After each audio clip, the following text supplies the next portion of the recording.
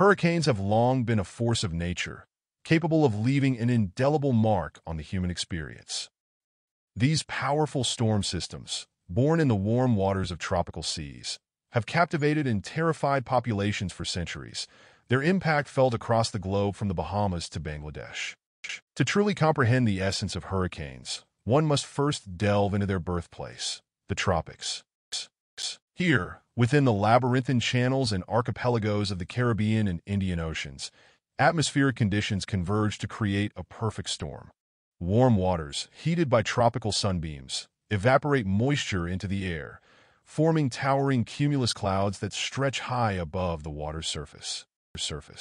As these clouds grow in height and density, they condense, releasing their burden of water vapor back onto the earth as torrential rains. It is within this maelstrom of wind and rain that hurricanes find their strength, their power fueled by a complex interplay of atmospheric forces. Warm air rises from the sea surface, creating areas of low pressure near the ground. To equalize this imbalance, winds rush in to fill the void, spiraling inward with increasing ferocity as they rise through the atmosphere. This cycle of wind and rain creates a self-sustaining feedback loop, driving the storm's intensification. Hurricanes have long been documented throughout history, their impact felt across cultures and continents. The ancient Greeks spoke of typhoons, powerful storms that ravaged coastal cities and threatened the very fabric of society. Similarly, the indigenous peoples of Mesoamerica revered hurricanes as manifestations of the divine, believing them to be harbingers of chaos and destruction. As European colonization spread across the Americas, hurricanes became an integral part of the colonial experience. Spanish conquistadors were often caught off guard by these tempests, their ships and fleets shattered against the rocks as hurricanes swept through the Caribbean. In the late 18th century, a devastating hurricane ravaged the British colony of Barbados, destroying entire towns and leaving thousands homeless. One such storm, known to history as the Great Hurricane of 1780, was a particularly destructive tempest that ripped through the Lesser Antilles in October of that year. This monster storm, which would go on to claim an estimated 20,000 lives across the Caribbean, began as a mere whisper of wind and rain, gradually intensifying into a maelstrom of unparalleled ferocity.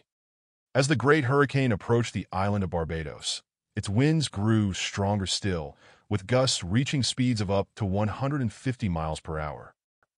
Buildings crumbled, trees were uprooted, and the seas churned with unprecedented violence as the storm center passed directly over the island.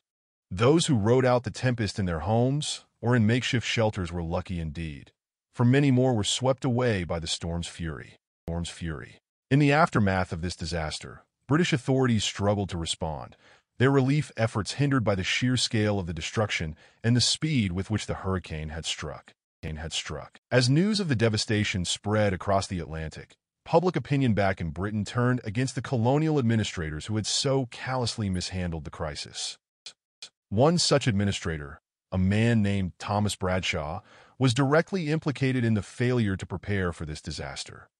A native Barbadian, Bradshaw had served as secretary to the governor of Barbados during the Great Hurricane's approach. Despite warnings from local authorities and sailors who had weathered previous storms, Bradshaw had downplayed the threat posed by this tempest, advising his superiors that the indications were not very positive for a hurricane in the near future.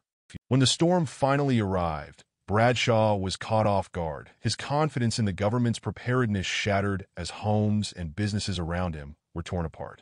As the survivors struggled to rebuild their shattered lives, whispers began to circulate about Bradshaw's alleged incompetence and negligence.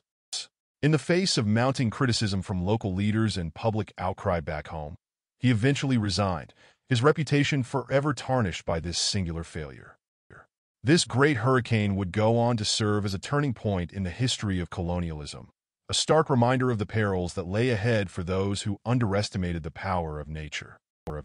As new technologies and scientific discoveries unfolded throughout the 19th century, attitudes toward hurricanes began to shift, with colonial powers increasingly viewing these storms as opportunities rather than threats.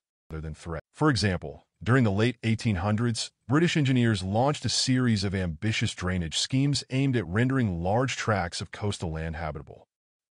One such project, initiated in Jamaica, involved constructing massive canal systems and pumping stations designed to keep stormwaters at bay. As these projects progressed, they effectively created hurricane-free zones within the Caribbean, allowing for unprecedented development and population growth. However, this triumph of engineering came at a cost, namely, a deepened vulnerability to more extreme storms, driven by climate change and other global factors. By 2010, it had become clear that the era of so-called hurricane-free zones was over, as Category 5 hurricanes began to ravage coastal communities with unprecedented ferocity. In one such example, the town of Joplin, Missouri, awoke on May 22, 2011, to find itself under direct attack by the largest tornado in U.S. history. This monster EF5 twister leveled homes and businesses as it tore through Joplin's residential areas, resulting in over 150 fatalities. 2 days later, another superstorm was born off the coast of Alabama, a Category 4 hurricane that brought record-breaking winds to Mobile Bay. This tempest, now widely regarded as one of the most destructive on record, killed at least 50 people and left thousands more homeless, sparking widespread media attention and prompting national leaders to issue declarations of emergency.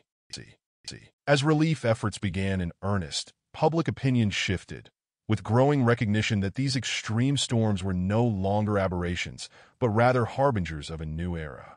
As we reflect on the past and present state of hurricanes worldwide, it becomes clear that humanity has yet to fully grasp the true nature of these forces. While technology has undoubtedly improved our ability to predict and prepare for tempests like hurricanes, its limits remain starkly evident whenever these storms strike with exceptional ferocity. Today, there are those who advocate for increased investment in climate research and modeling, citing growing evidence that human activities have irreversibly altered the planet's weather patterns. They argue that as greenhouse gas emissions continue to climb, so too will global temperatures, making it increasingly difficult for modern societies to adapt to a world where extreme storms become ever more common. In this light, hurricanes remind us of our profound interconnectedness with nature, forcing us to confront the unintended consequences of our actions on a planetary scale. These tempests serve as stark reminders that even in an age of unparalleled technological prowess, we remain but a fragile part of the larger ecosystem, subject to its whims and susceptible to the full fury of its elemental forces. It is within this paradoxical dance between human endeavor and natural force that hurricanes hold a profound significance for our collective future. Will we heed the lessons offered by these tempests and strive toward a more sustainable, harmonious coexistence with nature?